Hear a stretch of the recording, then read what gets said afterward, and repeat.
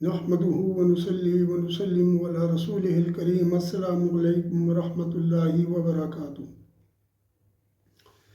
میں فقیر طارق محمود القاسمی نقشبندی الحنفی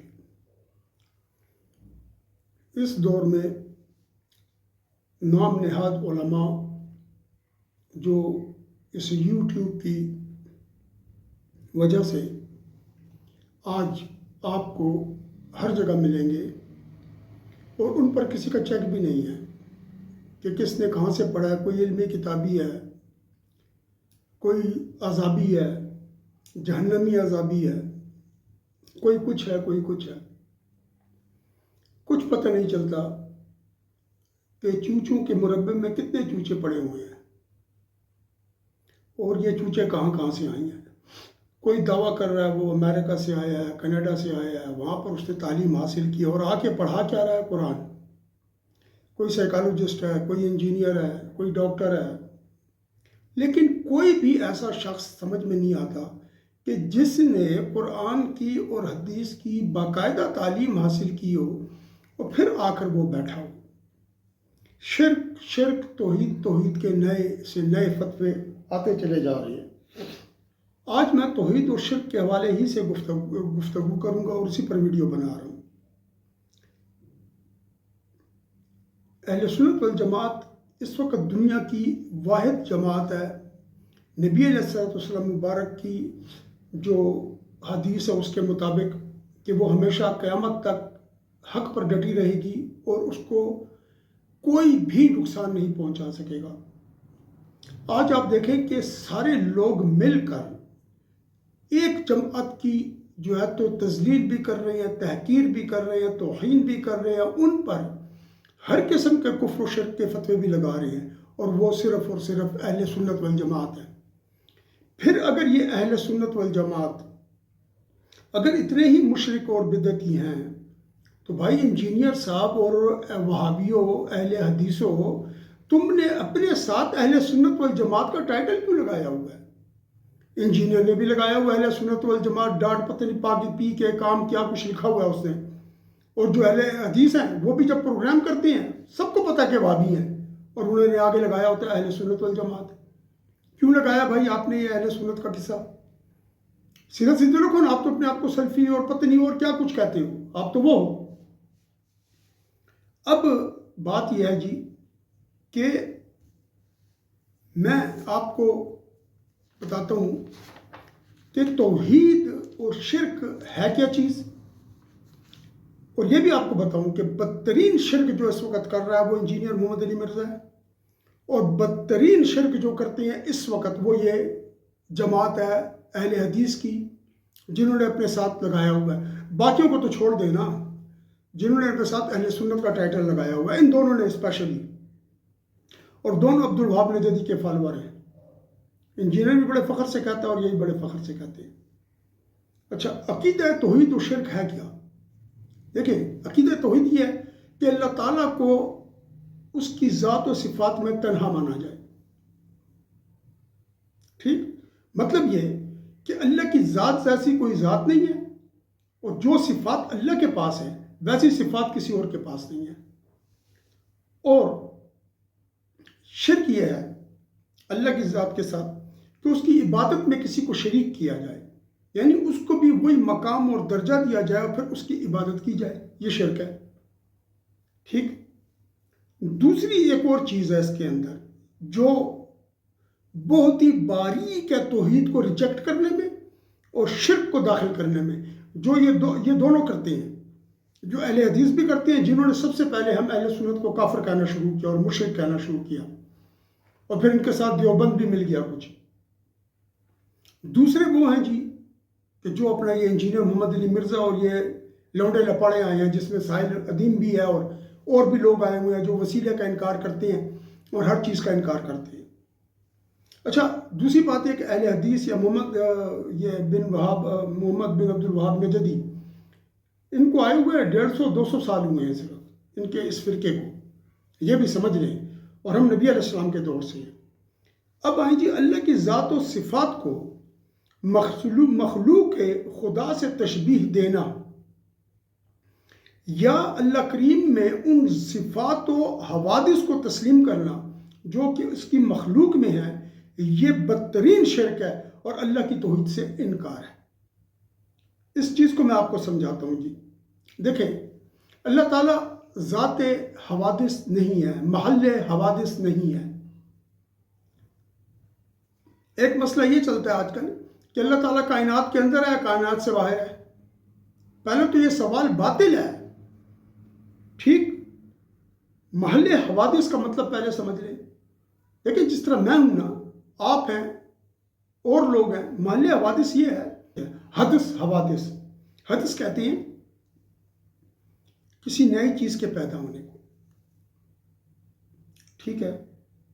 جس طرح میں ہوں اور آپ ہیں اور جانور ہیں، حیوانات ہیں، سارے ہم ہیں، ہم محل حوادث ہیں۔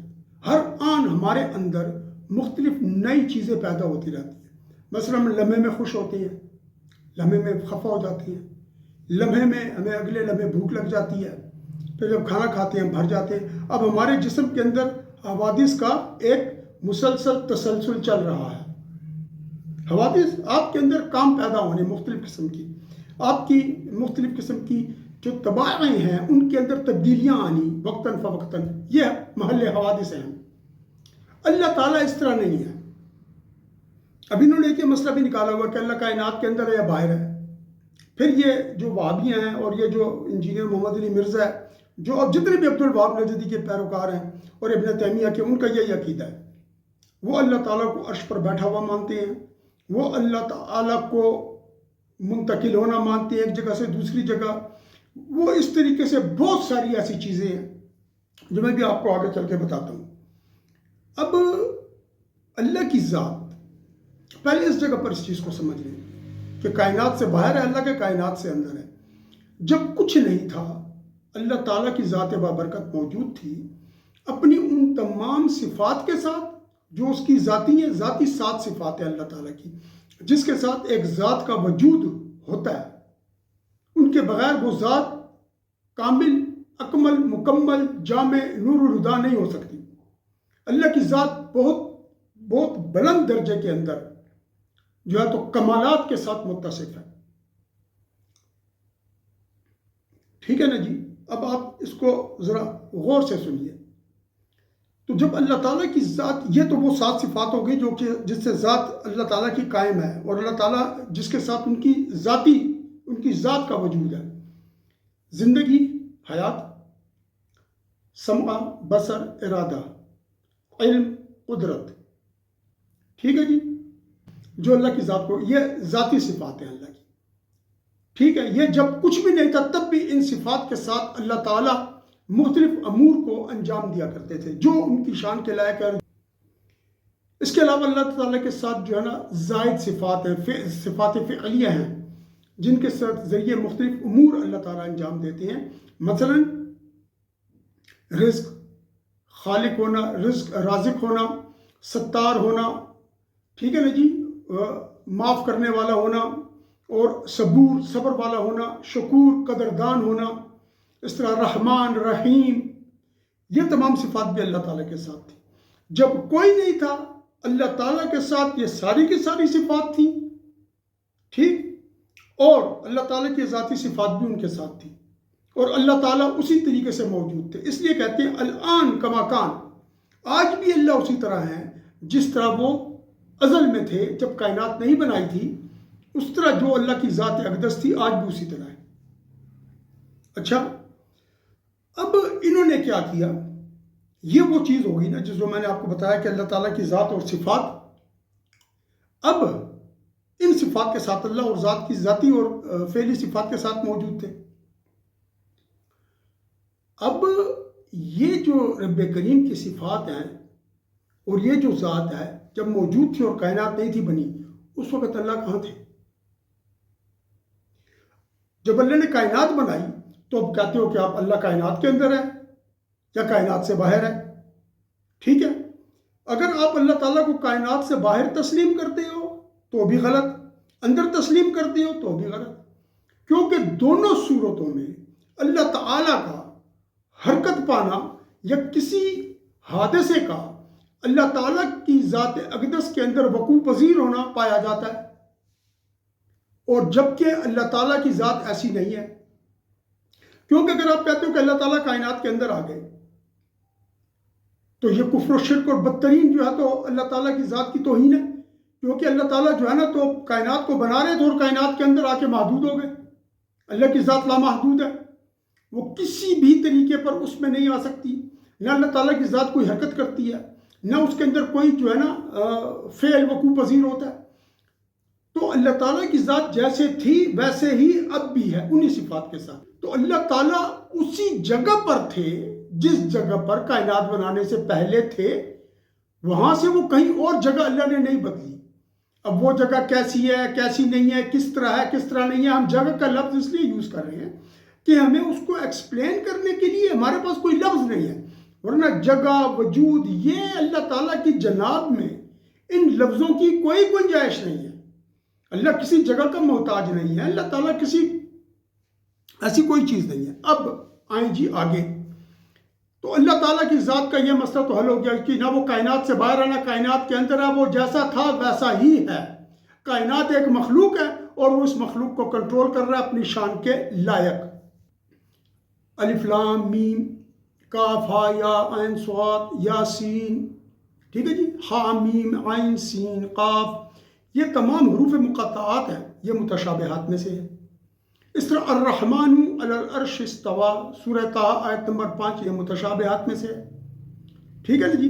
وَهُوَ مَعَكُمْ أَيْنَمَا كُنْتُمْ، وہ تمہارے ساتھ ہے تم جہاں کہیں بھی ہو، یہ متشابہات میں سے ہے. أَيْنَمَا تَوَلُّوا فَثَمَّ وَجْهُ اللَّهِ، تم جس طرف بھی اپنا رخ پھیرو اللہ کا جو وجہ مبارک ہے وہ اس طرف ہے.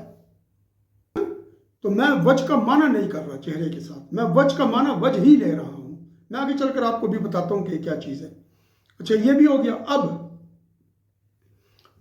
میں نے آپ کو اس کا ہی بتا دیا، وہ ہوا مَعَكُمْ أَيْنَمَا كُنْتُمْ. پھر حدیث شریف میں آتا ہے کہ آدھی رات جب ہو جاتی ہے تو اللہ تعالیٰ پہلے آسمان پر نزول فرماتے ہیں اور پھر وہ آ کر بندوں کو پکارتے ہیں کہ جو ہے کوئی جو مجھ سے رزق مانگے میں اس کا رزق بڑھا دوں، جو مجھ سے شفا مانگے میں اس کو شفا دے دوں، جو مجھ سے دین ایمان اپنا عشق اس کی معرفت مانگے میں اس کو وہ دے دوں. کون ہے کہ جو مجھ سے جو مانگے میں اس وقت اس کو دے دوں. تو ان کا یہ عقیدہ ہے کہ اللہ تعالیٰ عرش سے منتقل ہو کر پہلے آسمان پر آتے ہیں کیونکہ وہ عرش پر بیٹھے ہوئے ہیں. یہ عقیدہ کفر و شرک ہے، بدترین شرک ہے یہ.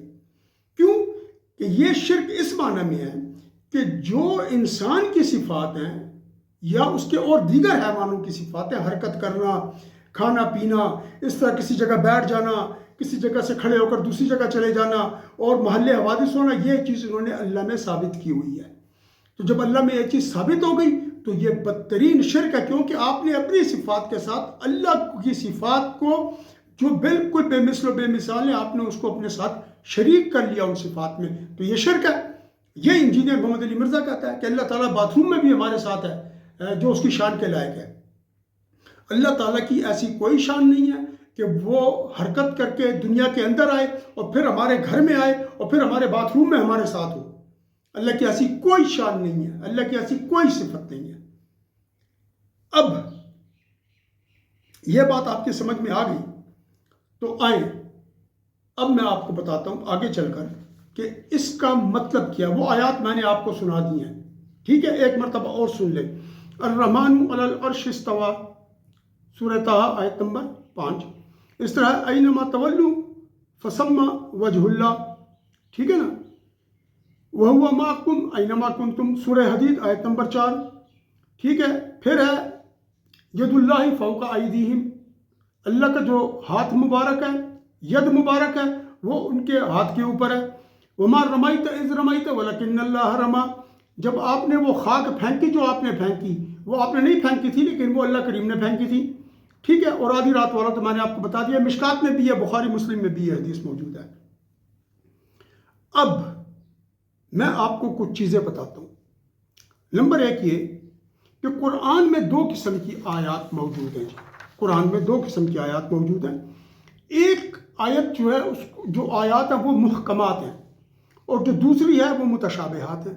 محکمات یہ ہیں، آیات محکم یہ ہیں کہ ان کا معنی، ترجمہ، ان کا بیان آیا ہوا ہے. اور ان کو سمجھنا بہت آسان ہے۔ جس طرح اللہ تعالیٰ فرماتے ہیں کہ جب تم نماز پڑھو تو وضو کر لو، آپ کو یہ آیت سمجھنا بہت آسان ہے۔ حج کے لیے اللہ تعالیٰ نے جو بیان دیا وہ سمجھنا بہت آسان ہے۔ اس طرح رمضان کے روزے ہیں، بہت آسان ہے۔ یہ سب آیت محکمات ہیں۔ متشابہات وہ ہیں کہ جو میں نے بھی آپ کو پڑھ کر سنائی تھی، الرحمن علی العرش استویٰ، پھر رحمان نے عرش پر استوا فرمایا۔ اچھا، اب عرش پر جو استوا ہے نا، یہ آیت جو ہے، یہ آیت متشابہات میں سے ہے۔ یعنی متشابہات ان آیات کو کہتے ہیں جن کا معنی، ترجمہ، جن کی کوئی ایکسپلینیشن شریعت نے نہیں دی، بلکہ ان پر اسی طرح ایمان لانا اور اس کا جو معنی ہے اس کو اللہ تعالیٰ کی طرف رکھنا، یہ ہم پر واجب ہے۔ اچھا، یہ بات آپ کو سمجھ میں آ گئی نا کہ یہ متشابہات کون سی آیات ہوتی ہے جن کا تشریح شریعت نے نہیں کی، جن کا معنی بیان نہیں ہوا۔ اب ان کے اندر کیا ہمارا مذہب ہے؟ محکمات کا تو میں نے بتا دیا، جو یہ علماء ہیں وہ ایک دم دیکھ کے ان آیات کو سمجھ جاتے ہیں۔ عام آدمی کے سمجھنے کی بات نہیں کر رہے، علماء کی بات ہو رہی ہے۔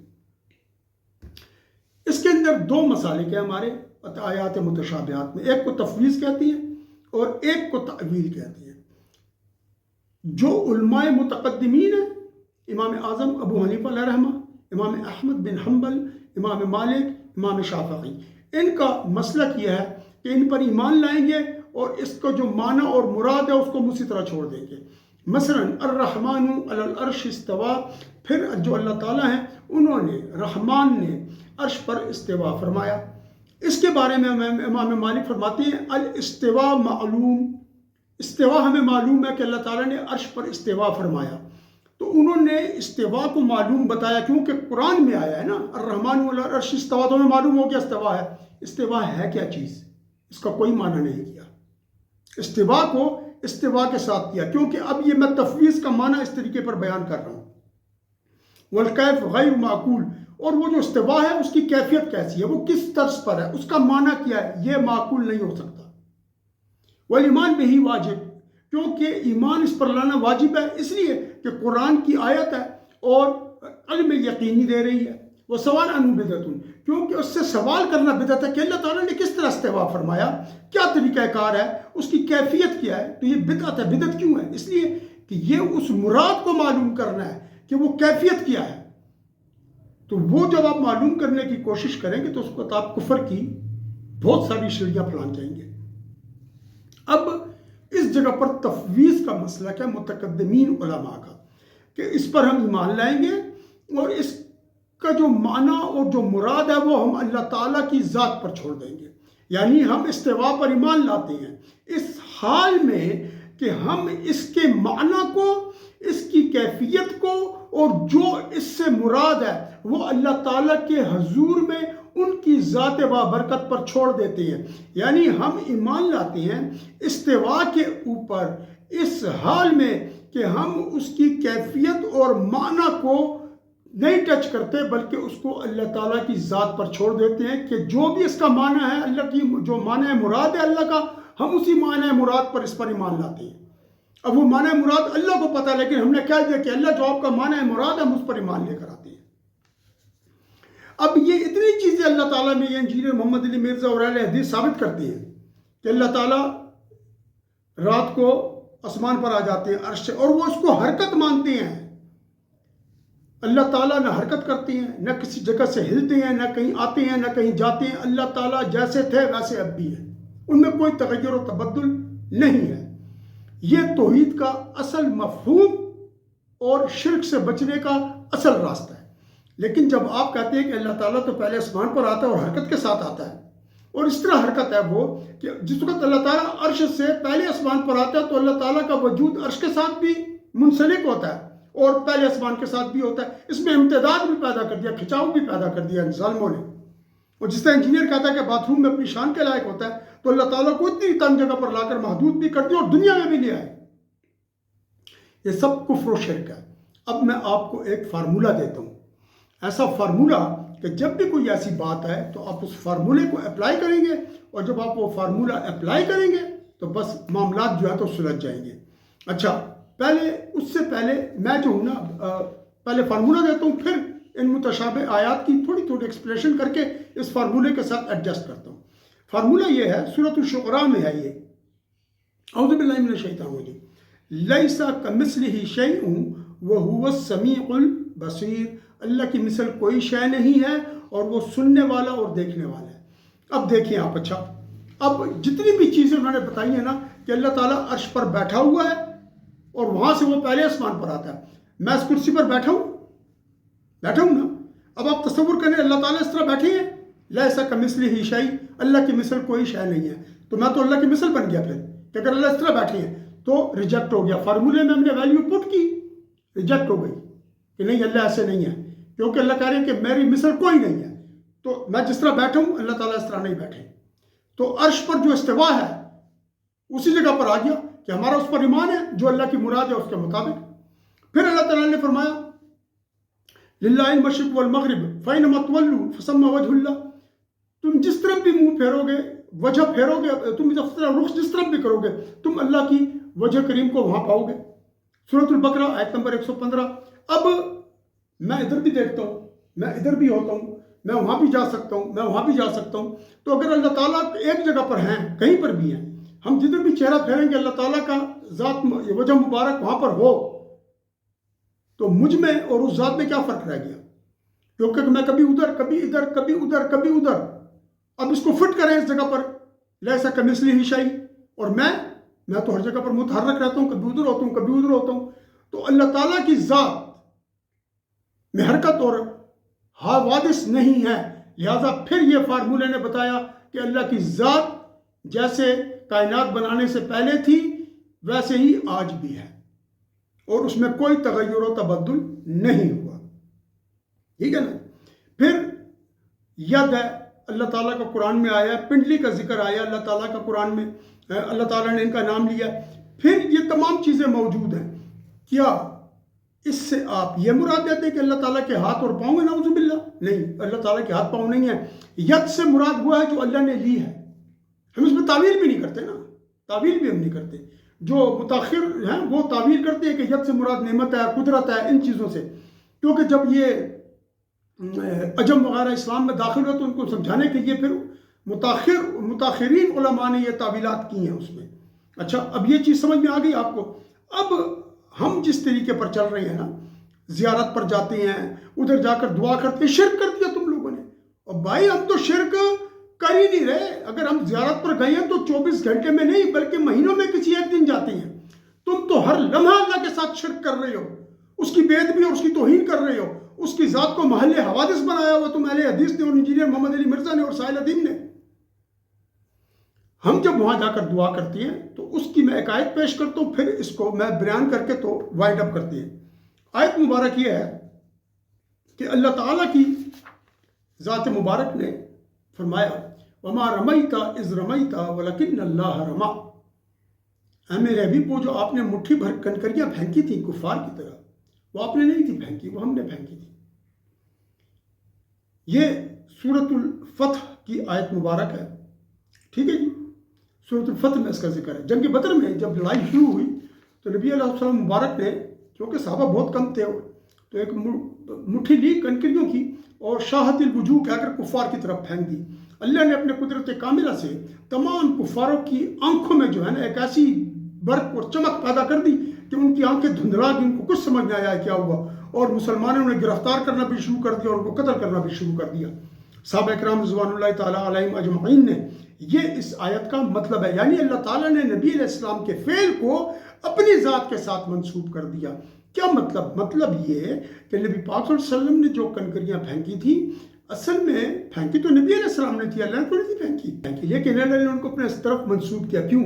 اس لیے کہ جو کام بھی اس دنیا میں ہوتا ہے، چاہے پیغمبر کے ہاتھ سے معجزے کا صادر ہونا ہو یا کسی انسان کے ہاتھ سے کوئی کام ہو، دنیا کے تمام امور اللہ کی مرضی، اس کی قدرت کاملہ سے چلتے ہیں۔ تو یہاں پر یہ ثابت ہو گیا کہ اللہ تعالیٰ نے بتایا کہ نبی علیہ السلام کو کہ آپ نے جو کنکریاں پھینکی تھی اور کفار کی آنکھیں اندھی ہوئی، مسلمانوں نے کو گرفتار کیا، یہ سب اللہ تعالیٰ کی قدرت کاملہ کی وجہ سے ہوا اور اللہ تعالیٰ کی مدد سے ہوا۔ اس سے یہ پتہ چلتا ہے کہ جو بھی دنیا میں کام ہوتا ہے وہ اللہ کرتی ہیں. کسی ولی کے پاس، کسی پیغمبر کے پاس یہ طاقت نہیں کہ وہ اپنی مرضی اور اپنے اختیار سے کسی کام کو کرے. حالانکہ اگر وہ کرے بھی اپنی مرضی اور اختیار سے تو اس کے پیچھے اللہ کی طاقت ہوتی ہے جب وہ یہ کام کرتا ہے. یعنی اللہ نے اس کو یہ طاقت اور اختیار دیا ہوتا ہے. جس طرح نبی علیہ السلام نے کنکریاں پھینکی اور اللہ تعالیٰ نے اس میں ایک ایسے وہ پیدا کیا، فعلی قوت پیدا کی جس سے کفار کا بیڑا غرق کر دیا. کن کے ہاتھوں؟ صحابہ کرام کے ہاتھوں. اس طرح جب ولی اللہ کے مزار پر جا کر دعا کرتے ہیں تو ہم ان سے یہ کہتے ہیں جو طریقہ علماء نے لکھا ہے، جو طریقہ نبی علیہ السلام کے دور سے آ رہا ہے، صحابہ کرام نبی علیہ السلام کی قبر پر جا کر انہوں نے دعائیں کی ہیں، تو ہم کہتے ہیں کہ اللہ اپنے اس ولی کی برکت سے ہمارے اس کام کو کر دے، ہماری یہ دعا قبول فرما. تو اللہ تعالیٰ اس کام کو قبول فرماتے ہیں. اگر کوئی ولی اللہ کسی جگہ پر بھی جاتے ہیں، کسی بھی جگہ پر ان کا ظہور ہوتا ہے، کسی بھی طریق پر ہوتا ہے، یا پیغمبر جو ہیں تو جس طریقے سے معجزات ان سے صادر ہوتے ہیں وہ سب کے سب اللہ کی طاقت سے ہوتے ہیں. وما رمیت اذ رمیت ولکن اللہ رما.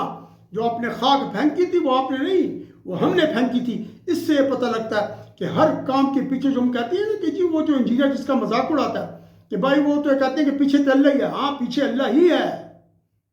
تیری جب موت آئے گی انجینئر محمد علی مرزا، تو مرے گا تو اسرائیل علیہ السلام تیری روح قبض کریں گے، لیکن پیچھے اللہ ہی ہوگا. تو اسرائیل علیہ السلام بغیر اللہ کی دی ہوئی طاقت قوت کے تیری روح قبض نہیں کر سکتے. یہ توحید کا اور شرک کا واضح میں نے آپ کو فلسفہ سمجھا دیا.